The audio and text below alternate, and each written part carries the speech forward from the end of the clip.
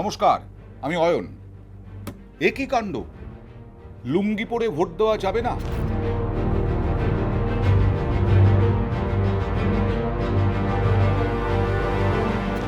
কেন্দ্রীয় বাহিনীর নির্দেশে বুথে ছেলেকে নিয়ে ঢুকতে পারবেন না বৃদ্ধ, তার জন্য এমন ধাক্কা দিতে হবে মৃত্যু হবে।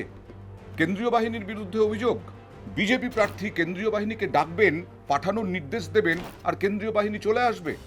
তারপরে বিজেপি প্রার্থী বলবেন পেটাও পেটাও পেটাও, মারো মারো মারো, তারপরে পুলিশের নেতৃত্বে কেন্দ্রীয় বাহিনী ব্যাপক লাঠিচার্জ করবে।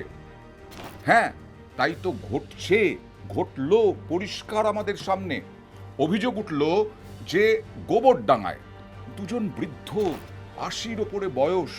আমাদের এখানে সংস্কৃতি আছে, সংখ্যালঘুদের শুধু নয়, মানে মুসলিমদের শুধু নয়। আমার বাবাও লুঙ্গি পরতেন, আপনার প্রতিবেশী, আপনার আত্মীয়, আপনার গার্জিয়ান, তারাও অনেকে লুঙ্গি পরতেন, যারা একটু বয়স্ক মানুষ, যারা দেখছেন আমার একই কাণ্ড। এখনো পরেন অনেকে, গ্রামে গঞ্জে, মফস্বলে। সেই লুঙ্গি আমাদের সংস্কৃতির ধারক বাহক। আপনারা যারা হিন্দু ধর্মের প্রতি সত্যি অনুরক্ত, তারা হয়তো আমাকে গালি দেবেন, আমাকে বলবেন আপনি সংখ্যালঘুদের, মুসলিমদের সঙ্গে ভালো কথা বলছেন, মুসলিমদের সম্পর্কে। মুসলিমদের শুধু বলছি না, হিন্দুদের মধ্যেও লুঙ্গি পরার চল আছে, ছিল। জ্যোতি বসু লুঙ্গি পরতেন, কিশোর কুমার লুঙ্গি পরতেন। লুঙ্গি পরে তারা বাইরেও যেতেন, বাজারে যেতেন। আমাদের অভিভাবকরা বাজার করতেন, একমাত্র অফিস ছাড়া। কিন্তু সেই লুঙ্গি পরে যদি ভোট দিতে যান, কারণ অনেক ছোটবেলায় প্যান্ট ছেড়ে দিয়েছেন, জামা প্যান্ট পরা, সেই লুঙ্গি পরে বুথের ভেতরে ঢোকা যাবে না কেন? তারা তো বৃদ্ধ, দুজন অসহায় বৃদ্ধ। তাদেরকে কি করতে হয়েছে গোবরডাঙ্গায়? কেন্দ্রীয় বাহিনীর কোন এক বীর জওয়ান, বিরাট দর্পতার বীর দর্পে তিনি বলেছেন না, একজন হিন্দু আর একজন মুসলিম ভোটদাতা, তাদেরকে বলেছেন না না না, এই লুঙ্গি নেই চলেগা, লুঙ্গি পরে ভোট দেওয়া যাবে না। তারপরে তারা কি করেছেন? আবার বাড়ি গেছেন। এমনিতেই তো এসআইআরে বারবার অভিযোগ উঠেছে লাইনে দাঁড়ানোর, বারবার হয়রানির অভিযোগ। আর কেন্দ্রীয় বাহিনীর নির্দেশে জওয়ান একজন, মাত্র জওয়ান, তার নির্দেশে যেতে হলো তাদের। কারণ তারা প্রতিবাদ জানানোর মতো শক্তি নেই তাদের গায়ে বা তাদের গলার জোরে, কারণ আবার ধাক্কায় মৃত্যু হয়ে যেতে পারে। কেন্দ্রীয় বাহিনীর জওয়ান নির্দেশ দিলেন, না, প্যান্ট পরে আসুন। দীর্ঘদিনের অভ্যেস নেই, ছেলের নাতির প্যান্ট পরে ওই দুই বৃদ্ধ তারপরে আবার এলেন বুথে, তারপরে ভোট দিতে দেওয়া হলো। লুঙ্গি আর আমার লুঙ্গি খুলে থুয়ে বাড়ির থেকে আবার আমার নাতিদের প্যান্ট ট্যান্ট পরে তাই আবার জাতি হলো। এত খারাপ লাগে না? আমার আর বয়স আর আছে।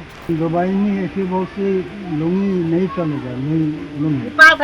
হ্যাঁ, আমি তাড়াতাড়ি এসে বাড়ি এসে বাচ্চার থেকে প্যান্ট বের করে প্যান্টটা পরে আবার যান।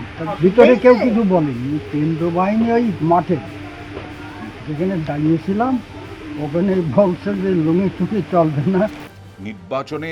নির্বাচন কমিশনের কোনো পোশাক বিধি আছে নাকি? জানতাম না তো।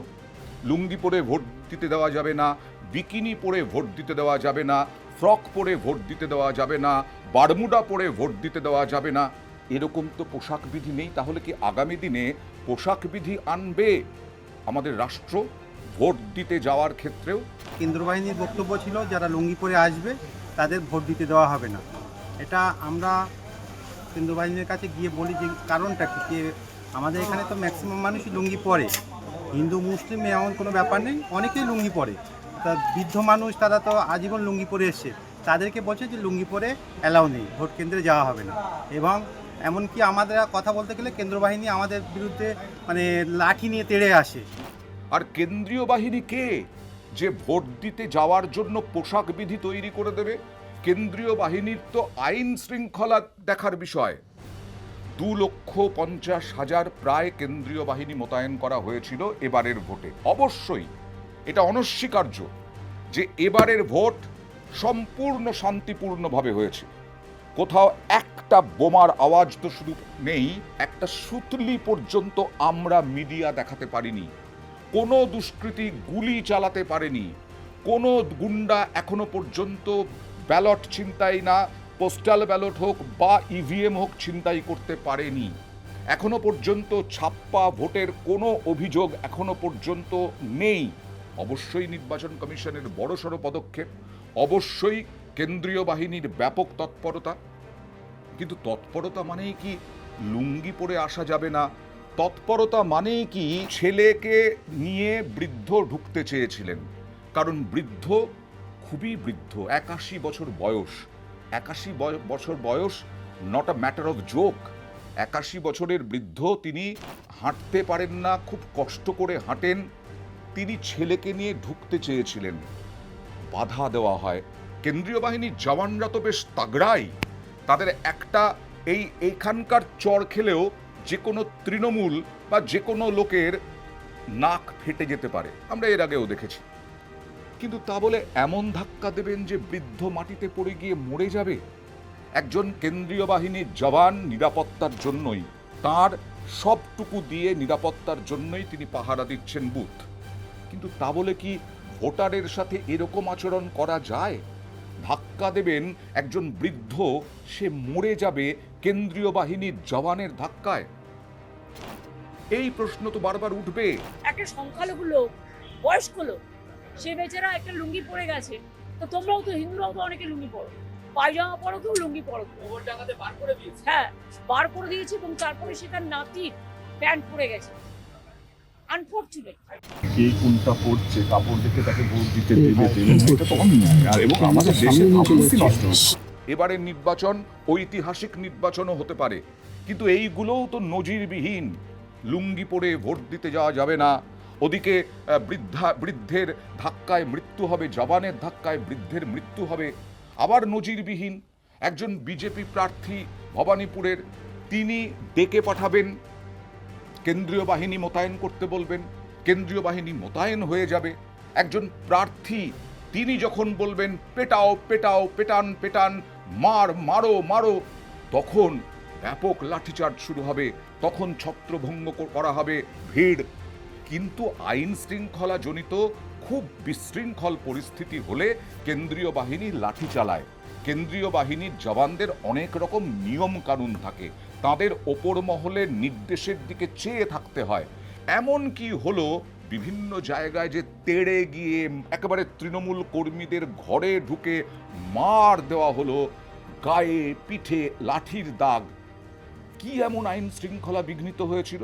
হ্যাঁ, মানছি, যদি ভোট লুট করতে যেত, যদি ছাপ্পা ভোট দিতে যেত, যদি বুথ দখল করতে যেত, অবশ্যই সেটা যদি অভিযোগ থাকতো, তাহলে কেন্দ্রীয় বাহিনীর জওয়ানরা সাঁটা ভাঙা কেলাতেন, সাঁটা ভাঙা মারতেন। কিন্তু সেরকম অভিযোগ আমরা অন্তত পাইনি। আমরা কেন, অন্যান্য মিডিয়াও সেই রকমভাবে দেখাতে পারেনি যে কেউ ছাপ্পা ভোট বা বুথ জ্যাম বা কারচুপি করতে গেছে। এমনকি আজকে মনোজ কুমার আগরওয়াল, মুখ্য নির্বাচনী আধিকারিক, তিনি তার বিবৃতিতে বলেছেন, মানে তিনি মিডিয়ায় বাইট দিয়েছেন, তিনি ভোট দিতে গিয়ে তিনি বলেছেন একেবারে শান্তিপূর্ণ ভোট হয়েছে, কোনো রকম বুথ দখলের চেষ্টা বা সেই রকম কিছু ঘটেনি। কেন্দ্রীয় বাহিনীর নিরাপত্তা বাহিনীর জওয়ানরা যথেষ্ট সতর্ক ছিলেন এবং সেই কারণেই এখনো পর্যন্ত খুব ভালো ভোট হয়েছে। তবে হ্যাঁ, অনেক রকমের অভিযোগ এসেছে, সেগুলো খতিয়ে দেখা হবে। যেমন ফলতায় খতিয়ে দেখা হবে, সেখানে নাকি ব্ল্যাক টেপ মেরে দেওয়া হয়েছে বিভিন্ন বুথে, সেইগুলোতে পুনর্নির্বাচন হবে। কিন্তু কোথাও ছাপ্পা দেওয়ার চেষ্টা, বুথ দখলের চেষ্টা, বুথ জ্যামের চেষ্টা, এগুলো মনোজ আগরওয়াল, মুখ্য নির্বাচনী আধিকারিক, তিনি কিন্তু অভিযোগ করেননি। তাহলে কেন্দ্রীয় বাহিনীর যেটা তৃণমূল অভিযোগ করছে বা সিপিআইএম অভিযোগ করছে বা কংগ্রেস অভিযোগ করছে, অতি সক্রিয়তা কেন্দ্রীয় বাহিনী,